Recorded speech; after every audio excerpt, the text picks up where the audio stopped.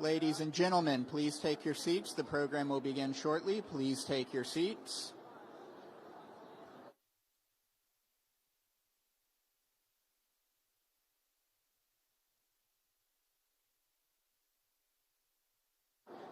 Everyone, can you please take your seats? The program will begin shortly. Ladies and gentlemen, please take your seats.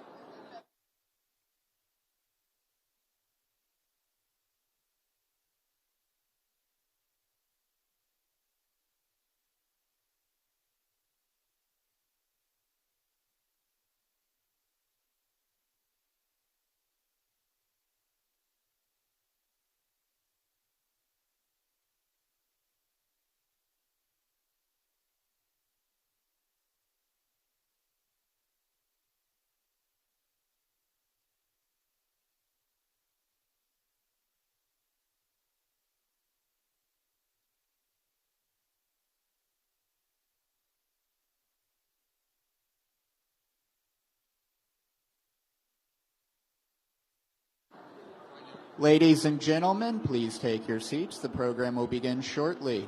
Please take your seats.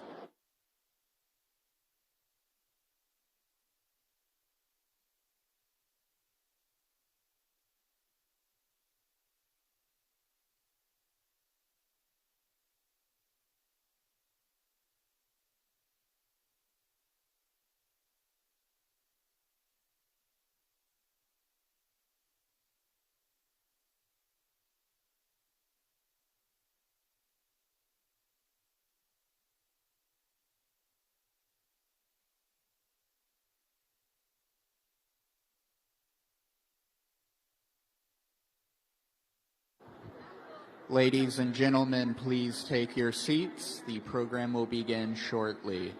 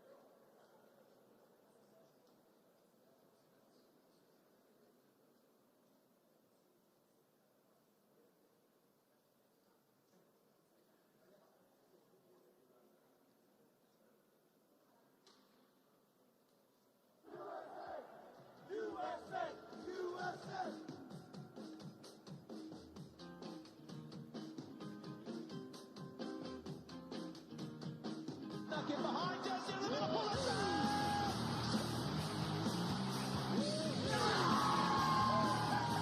This is Ronaldo's ability. Oh, that is sensational. I got my head checked by a jumbo jet. It wasn't easy, but nothing is. No.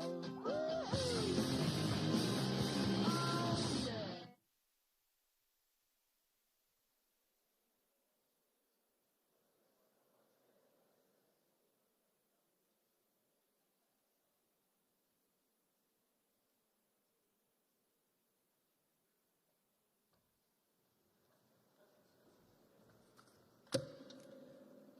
Good morning, everyone.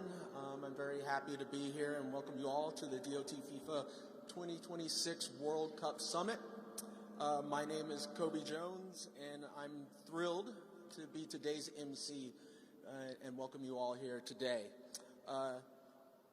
It truly is an honor for me to be a part of this because I know this game. I played it my entire life, and it's a sport that propelled me to another level, and it's an opportunity for so many different people to experience that same gift. I want to let you know that the pride and the honor that I have to be up here to have participated in the World Cup, and let you know that it truly is indescribable. Having been a part of the games in 1994, I can't underscore the impact that 94 World Cup had on me and had on the entire country. For those of you that maybe weren't around and didn't have the opportunity to be there and weren't a participant during that time, I think we have to look back and understand what soccer was like in 94.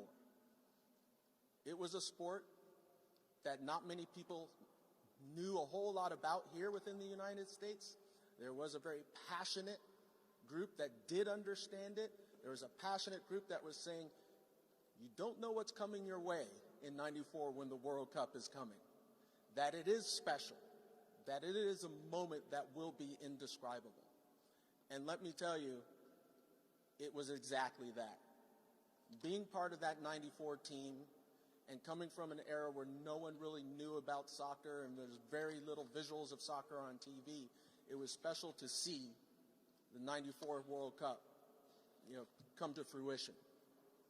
We went from a situation where there were very few people knowing about soccer to all of a sudden it was like, what's this game?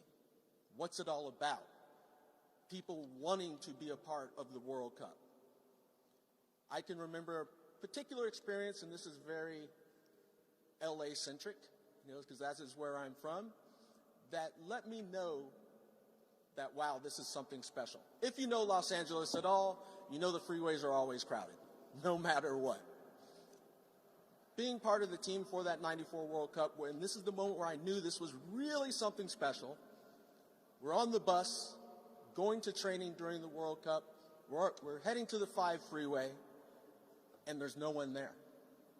I'm like, wait a second, what's going on?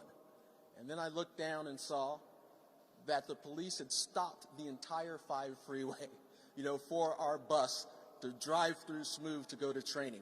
That was the moment for me where I said, being from LA, okay, we made it. We're here. Everyone's going to love this game and is going to participate in this. But let me tell you, there were some upset people, on the freeway trying to get to work. But that was the moment for me. I really knew that we had made it. 30 plus years later, we have the World Cup coming back to the United States. It is something special. I try to put it, or try to think about it in the way of explaining it to those of us that have children.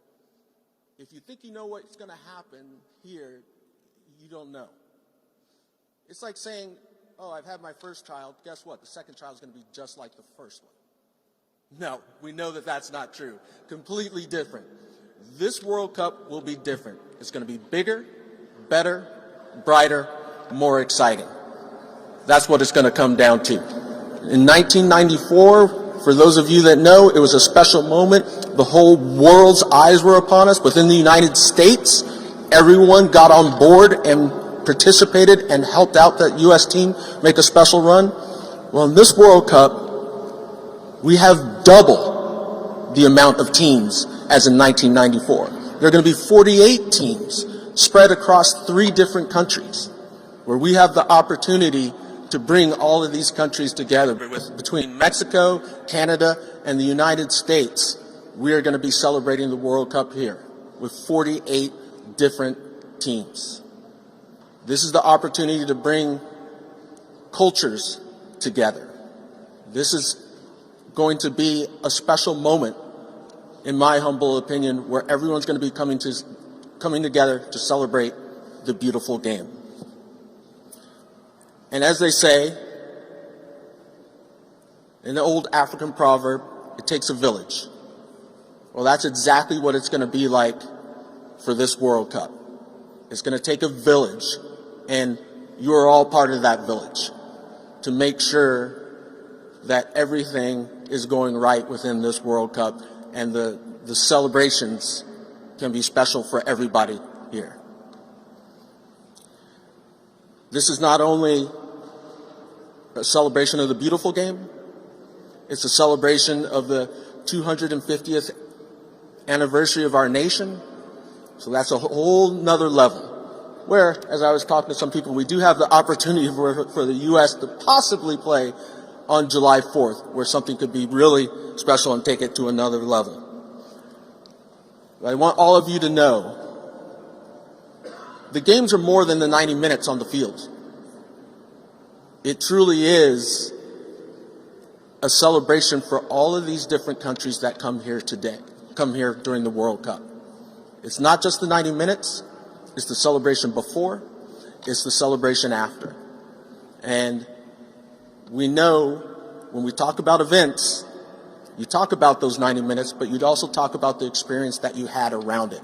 And everyone here is going to be a part of that.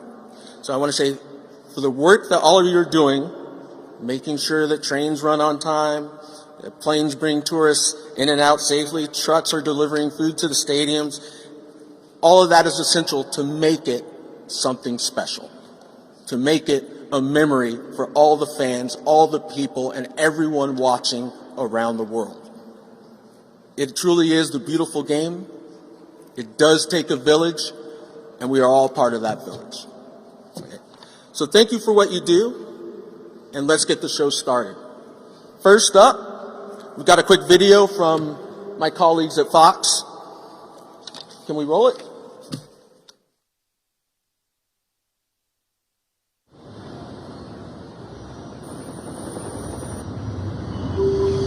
FIFA officially announced the greatest sporting event on the planet returns to the centerpiece of the world's greatest soccer.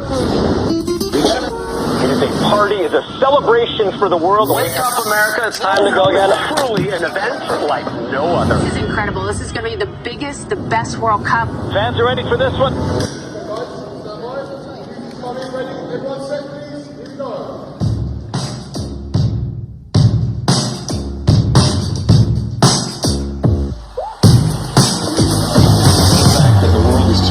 Billions of people around the world. There's so little in this world that unites us as a country, unites us as a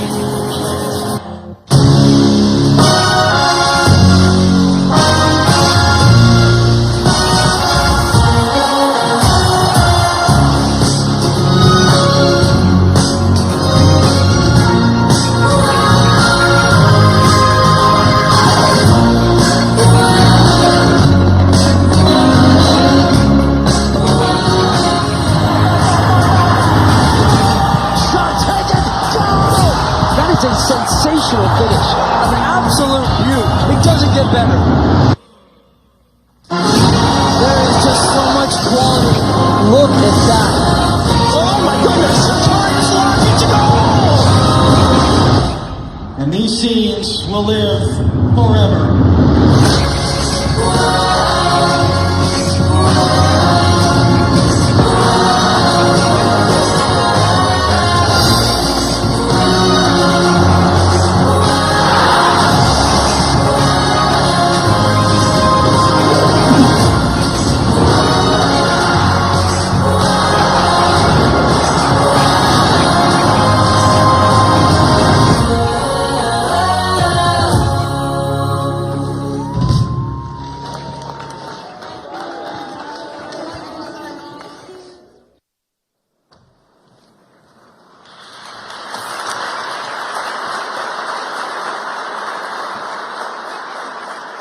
I love that. I love that.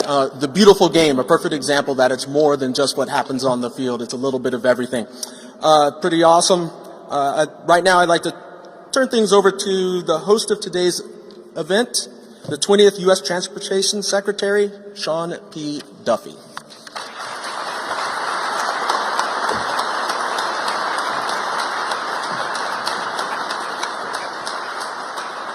How great is this? We have Kobe here emceeing our event. He is a legend, a National Soccer Hall of Famer, a three-time World Cup player, Fox Sports analyst. So Kobe, thank you for being here. Thank you for doing this for us. Again, bringing so much energy in a week of great soccer energy with the FIFA draw tomorrow. So we are truly grateful for that. Hey, everybody. Yeah.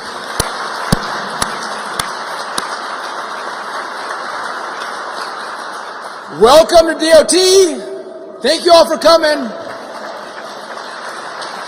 Listen, we are excited. Tomorrow is going to be a great day at the Kennedy Center. President Trump is going to be there. Thousands of people are going to be in attendance.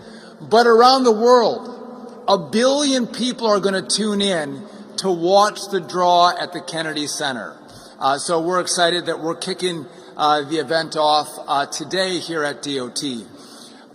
We're excited about FIFA. The president is excited about FIFA because it's a great sporting event, but it's going to come to America on our 250th anniversary. And again, in America, we love sports. We love to celebrate our birthdays. So to combine those two things together is going to be absolutely fantastic. On top of that, at the White House, we're going to have the first ever UFC fight as well. So it's going to be a great celebration of America's 250th birthday. As we look to these games, right, we're going to have 6 million people that are going to come into the United States to watch these games. So I've talked with state, I've talked with Homeland, we've partnered together. The president has given this directive. If you're watching around the world, we're going to make travel seamless for you as you come into the country. We're going to make it as easy as possible so you can come in and enjoy the great World Cup event that's going to go off. Some people have wondered, well, we're here at DOT. Why are we at DOT? What do you have to do with FIFA and the World Cup and soccer? I don't want to overstate it, but I think we may be more important than the coaches, the refs, maybe the players. I'm not sure. We have a big role in making sure that this event goes off really well. And so I just want to talk about that a little bit because people move throughout the country during the World Cup on planes, trains, and automobiles. And so first, we have the FAA. The FAA knows we're going to have a lot of international travel that comes into the country. And then as people get to the U.S., a lot of people are going to travel by airplane between the host cities. We are clearing the skies, clearing the decks, making sure air travel is going to be seamless. The FAA is already working on that. The one thing we can't control is the weather, so if we have weather issues that pop up, I don't have any control on that, but the FAA is working to make sure air travel goes incredibly well. Rail, we're prepping our tracks, making sure we have enough cars as fans go between host cities, making sure that our rail runs on time, our rail is safe. All that work is happening right now as we prep for a massive number of fans coming into the country. Motor carriers, incredibly important as people travel between host cities on buses, making sure we have buses that are safe, making sure we have drivers that are vetted. But almost more important than that, as our fans go to the games, we need to make sure that we have enough beer and hot dogs. And it's our motor carriers that make sure that we are well stocked with all of the accoutrements for an enjoyable game. They also bring in all of the equipment that allows our networks to broadcast this event worldwide. And so that's the role that motor carriers play. One of the biggest parts of what we do, though, is transit and making sure that our subway systems, our buses, we have enough cars, we have enough buses. We actually bring in additional assets to make sure we can move people seamlessly from the hotels in which they're staying, getting them to the games, getting them there on time, getting them there safely. All happens at DOT. And so it just doesn't happen by us, making it an afterthought. We've been thinking about this for over a year. How do we make these games great? How do we showcase America to showcase then the World Cup? And so I want to thank the whole DOT team who's here. Again, we have consistent meetings. How are we doing? How is everyone working together? And I feel very confident as a secretary that this is going to go off incredibly well. I do want to take a moment, and I don't want to be a Debbie Downer for you all, but one of the issues that we see that I think is it's a tragedy. There's a lot of human trafficking in the U.S., but around the world. And when big sporting events like this happen, it is a time when more human trafficking takes place. And we want to do all we can to make sure we stop these young women who are being trafficked. And I want to take a moment, I was just talking about transit. The New Jersey transit team has gone above and beyond to make sure they're running ads, heightening the knowledge of their travelers to understand the signs of someone who may be trafficked. And so the DOT today, U.S. DOT, is going to award for their great work New Jersey Transit an additional $50,000 as a recognition of the work that they're doing to stop human trafficking and to maybe put a few more resources into that effort to make sure people see the signs. Again, we want to enjoy these games. It's a great time to celebrate. It's a great time for countries to rally around their teams. But we also want to make sure that if there are bad things happening, that we're doing all we can to stop it. So to New Jersey Transit, we thank them for all that they're doing.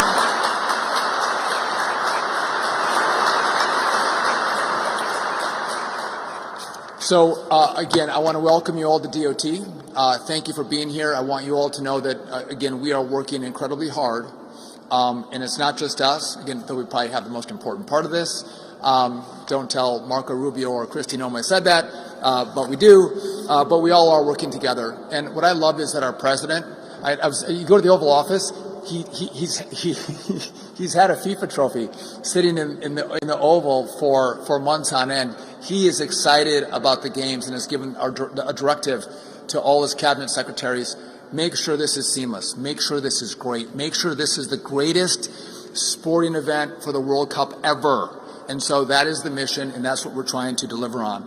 I'm a hockey guy. I'm sorry, Kobe, not necessarily a soccer guy. It was before my time in northern Wisconsin. So I'm going to give you a 1980 Olympic hockey team, Herb Brooks, whose famous quote was, "Great moments are born from great opportunity." Gentlemen, we have a great opportunity coming this summer. Let's maximize it. Let's love it. Let's have a blast. Let's have a ball. Let's stay safe. And let's make sure the U.S. wins. With that, Kobe, I'll give it back to you. Thank you.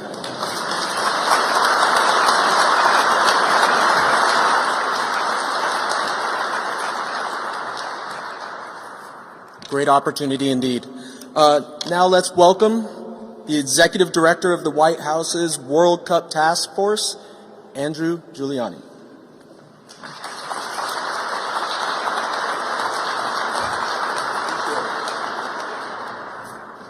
Well, good morning, everybody, and one day till the draw here coming up at the Kennedy Center. Very, very exciting. You know, I thought this week that I might, or the White House Task Force on the World Cup, might have the busiest week in Washington. But looking at what the Department of Transportation has done just in the last couple days with Dulles Airport and a commitment to making it a great gateway for our nation's capital, and then, of course, with the incredible announcement yesterday with President Trump in reducing CAFE standards to make cars more affordable. Really, congratulations to you, Secretary Duffy, and the transportation team here. So to all of you guys, a round of applause for making transportation more seamless for Americans. I also want to give a real shout out to the umbilical cord from the Department of Transportation to the White House task force, the hard workers.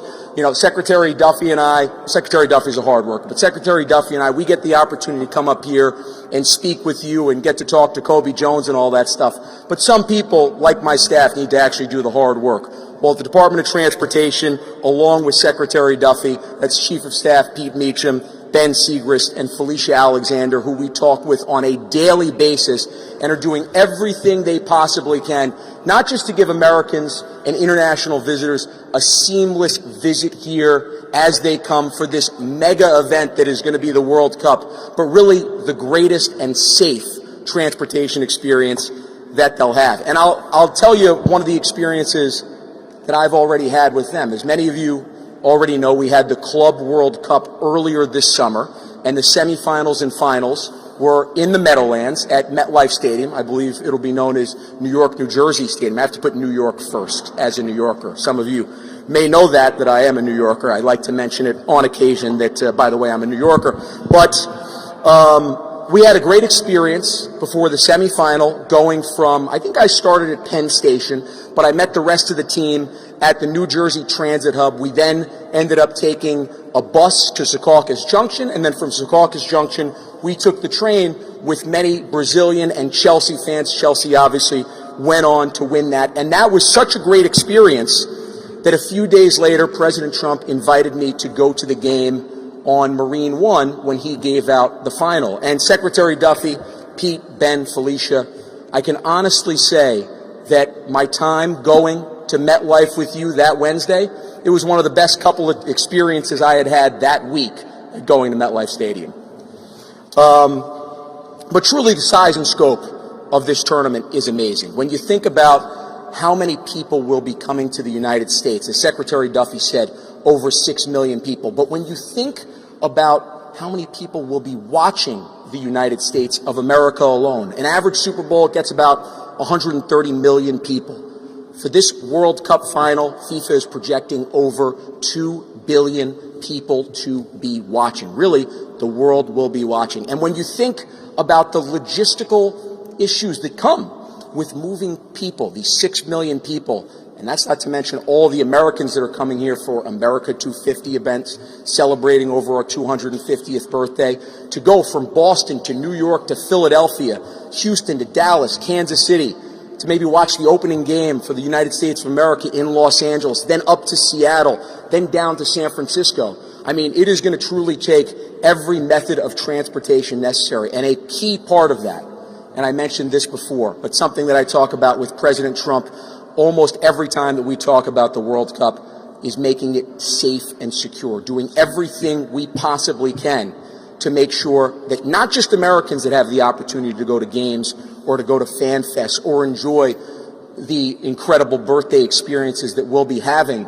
over America 250 have a great trip, but part of that is making sure that they have a safe trip and a safe trip home to their family. So we're focusing on making sure from a safety and security standpoint around the stadiums, in the diplomatic hotels, but certainly on the railways, on planes, on buses, that Americans, that those international tourists have a safe transit experience and that they're able to come back to their home country telling how incredible the United States of America is as a host. And just a little bit more of the scope of this, because it really, really is amazing. 104 games, 78 in the United States of America, 11 host cities. What we'll be finding out here tomorrow is where many of those teams will be playing, but what we'll also be finding out over the next month are maybe some of the cities around the United States of America that has not been the focus of this World Cup, where teams will base for the better part of a year. Think about if Argentina draws the Northeast. They very well could be based in Alexandria, Virginia, or maybe Providence, Rhode Island. If Brazil draws the West Coast, they could be in Boise, Idaho. The amount of international visitors that will actually come to the United States of America, regardless of whether or not they have a ticket, so that way they can enjoy what is going to be a mega event, this truly greatest event in human history, which is the World Cup. One final thought, because I think this is so key on our 250th birthday, as we approach our 250th birthday. I really believe the World Cup is the best opportunity for us as a country to show the greatness, true American exceptionalism in our first 250 years, and then the hope and promise of our next 250 years, and how people move about this incredible country that is the United States of America is such a key to that story. So Secretary Duffy, thank you so much for the time. I know we want to get on to Kobe Jones, guys that actually can kick the soccer balls. The thing that I've learned in this job is you're not allowed to use your hands here. So don't use your hands, you get red cards. So here's my red card. I'm getting off of here. And let's make sure we have really the greatest sporting event in the history of the world. Thank you.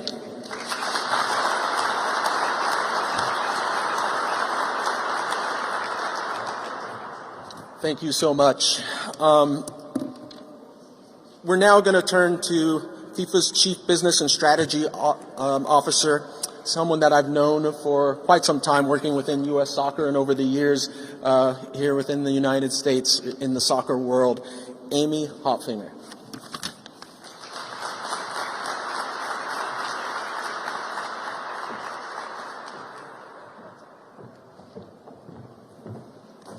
Good morning.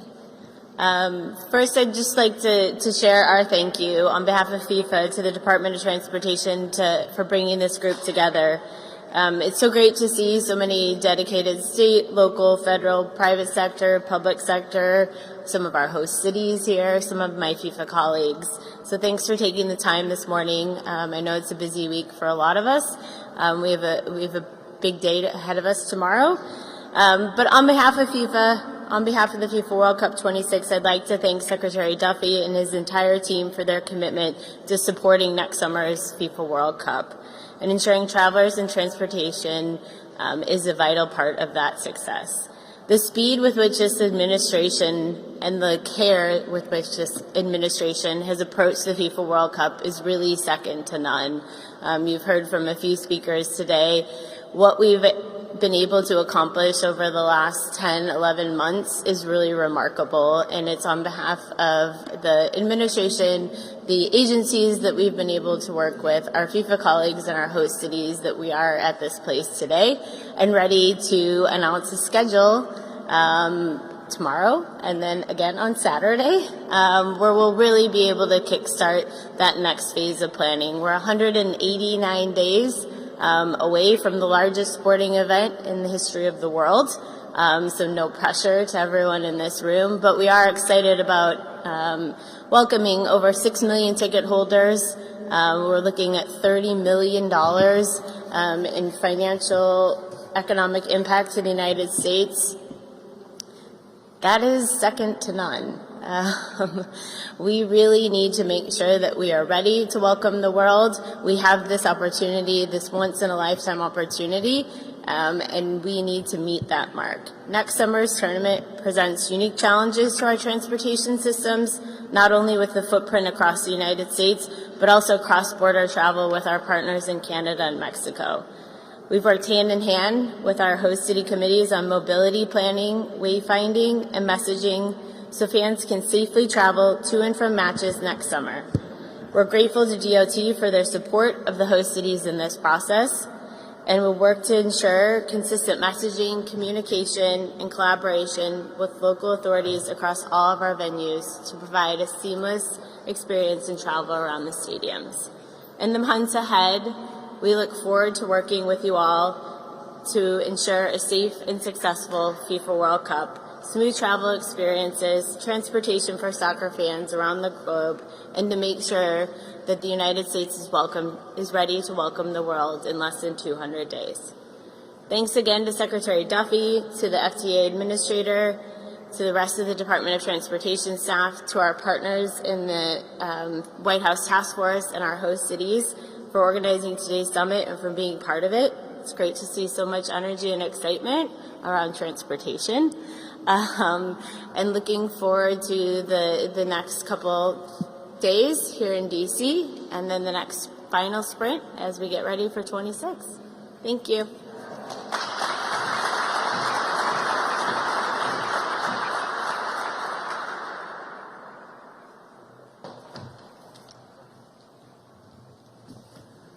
Thank you, Amy. Appreciate that. Now we are going to bring up someone that has been within the soccer world in a variety of different ways over the years. Children himself enjoying the game, and now a very important position within U.S. Soccer. We're bringing up U.S. Soccer Federation incoming COO, Dan Helfrich.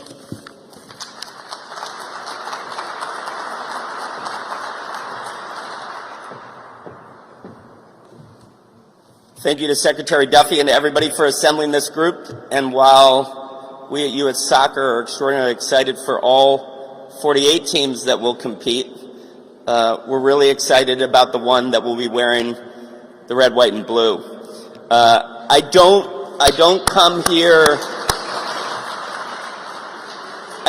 here with predictions for how our team will fare, but I will tell you that over the last few months, you can see palpably the energy, the passion, the grit, and the tenacity that our team will bring to the field in June, and they will challenge the world's best for sure. It was interesting, Secretary Duffy referenced Herb Brooks. I was with our coach Mauricio earlier this week, and he actually said, true story, he had just watched Miracle on the plane, and it got him extraordinarily excited for this summer. And while we are focused on an extraordinary event and an extraordinary performance for our team, I did want to share that our focus at U.S. Soccer is squarely on the legacy that this event and then the Olympics and then the 2031 Women's World Cup should create for our sport in this country.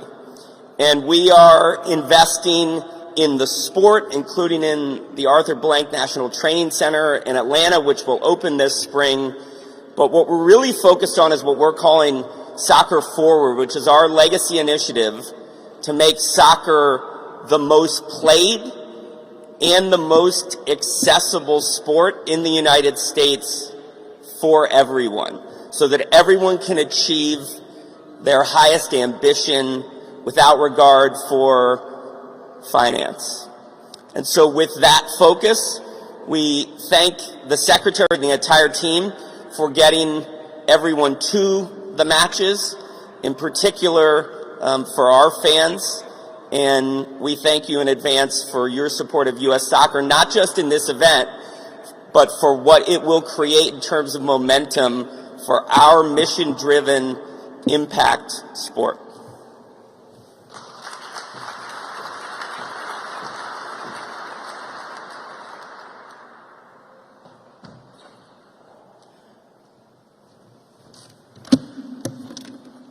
All right, I want to bring up someone special here now. This is going to be Congressman Darren LaHood, the chairman of the Congressional Soccer Caucus and a strong advocate for the World Cup. He's going to be coming up to speak, but just before he does, I got to say, if you haven't been out to the Congressional Soccer match, you got to go, because it is something special to see all the Congress people out there competing, you know, at a high level on the pitch. And Congressman LaHood, please.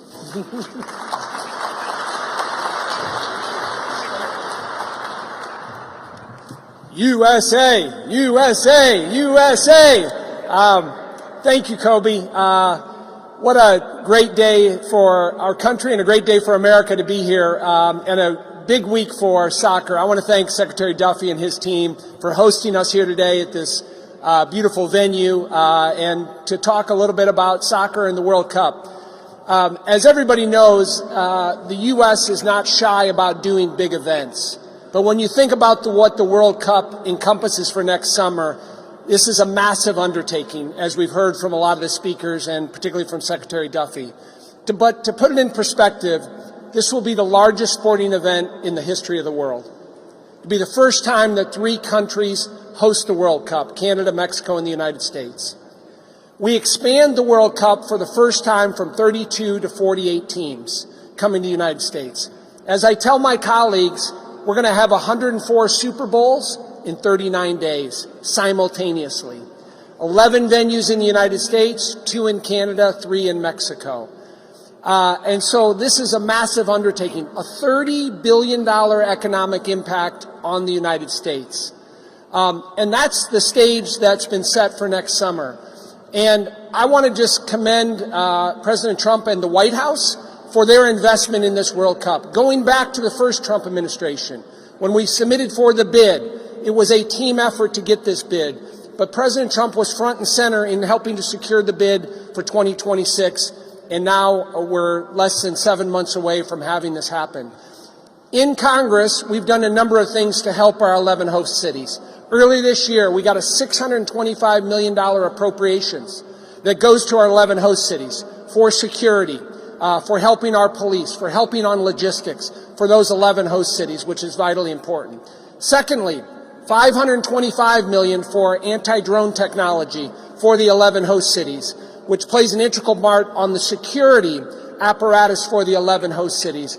So we've been very involved at the congressional level on those dollars, putting our money where our mouth is in terms of infrastructure and security that we need for the World Cup. And so I've been awful proud to play a role in Congress with the White House Task Force and all of our partners you've heard from today to make this the most successful World Cup in the history.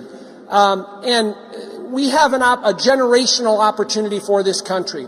Soccer is the fastest growing sport in the United States. It's the sport that's the most popular in the world. But this World Cup, what it'll mean for the United States, for our youth programs, and for our country, will have a generational impact for the future. And all of you in this room and the people we've heard today will play a role in that. And we look forward to working hard over the next 7 months to make this such a big success for the United States. Thank you, everybody.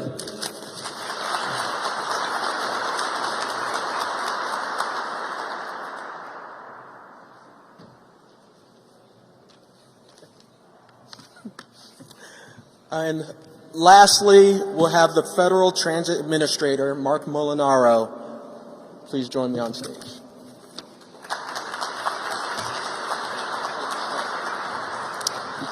I have the very difficult task of being the sixth speaker, which means only one thing. Everything has been said, but not everyone has yet said it. And so it is my job to inspire you off into our breakout sessions, encourage you to really dive in. This is a pep rally. Kobe and I were saying a little bit more. We need a little more energy from you. I noted Sean McMaster wasn't clapping loud enough from Highway. And the transit agencies, you're going to be moving millions of people around this country. Cheer for that. You're on the front line. Come on.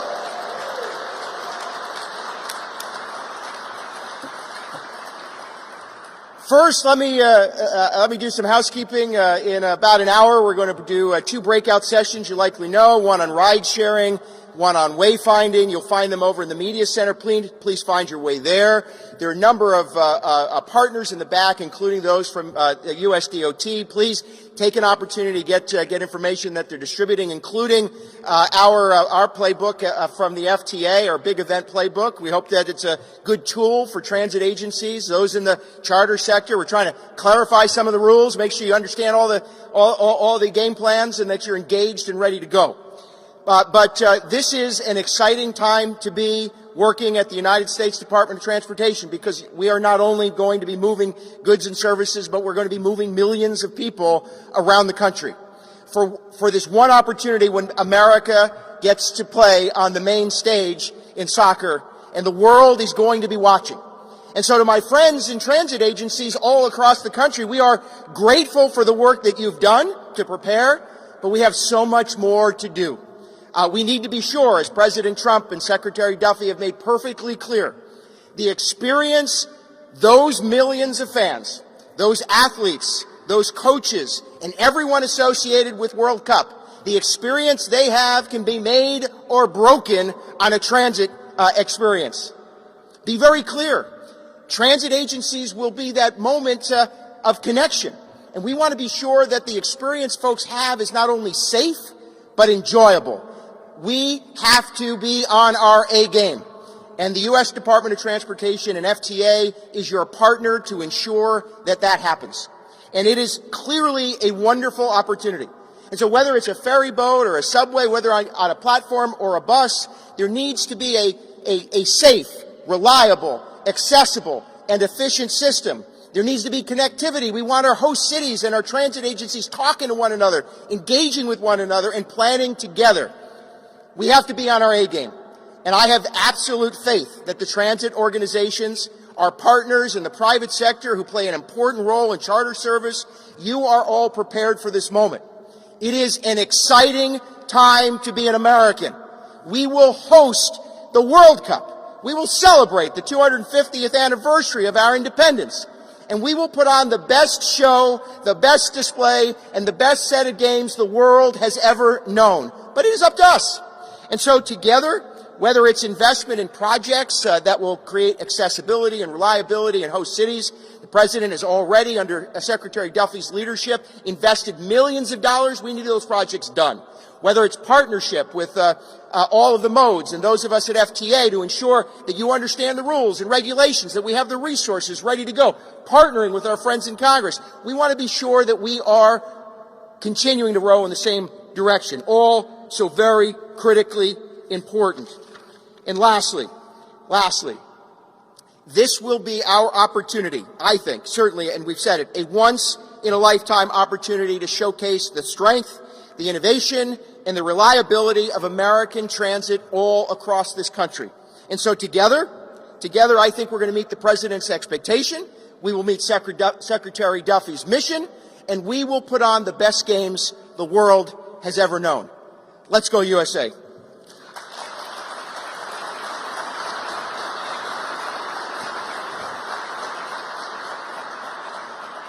So, Kobe, my notes say I'm closing, but I think you're closing. I think so. So if Kobe did not show up today, they were going to make me be the MC. And I said I'd have to know the names. There's 5 or 6 names. And they said, well, one of them's Duffy. Do you know that one? I said, yes. They said, the other one's Molinaro. Do you know that one? I said, yes. The rest, I don't know. Problematic. Kobe, get to the breakout sessions in an hour. Thanks very much.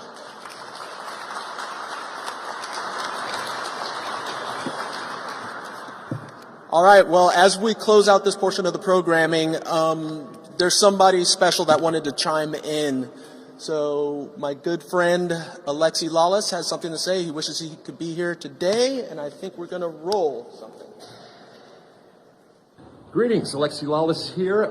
Thank you so much, Secretary Duffy, for having everybody here today, and thank you to the Department of Transportation that is literally going to get us around next summer during the biggest World Cup in history. 48 teams, 104 games with our friends to the north, Canada, our friends to the south, Mexico. It is going to be a soccer extravaganza next summer. And we thank you for all of the help, for getting all of the people that are here that are going to enjoy the World Cup, and everybody around the world that's going to come to the United States to enjoy the World Cup.